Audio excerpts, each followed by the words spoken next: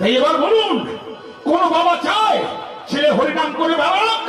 পিতা ব্রহ্মা চায় না। নারদ, পিতা কি করো? হরিনাম করি। চুপ! তোমার ভগবান আমাকে দায়িত্ব দিয়েছে, মর্তধামে যারা জন্মগ্রহণ করবে তাদের অন্ন দিতে হবে, বস্ত্র দিতে হবে, বাসস্থান দিতে হবে। তোমরা ছেলেরা বড় হয়েছো, তোমাদের দায়িত্ব নিয়ে যেতে হবে, আর তোমরা হরিনাম করে বেড়াচ্ছ।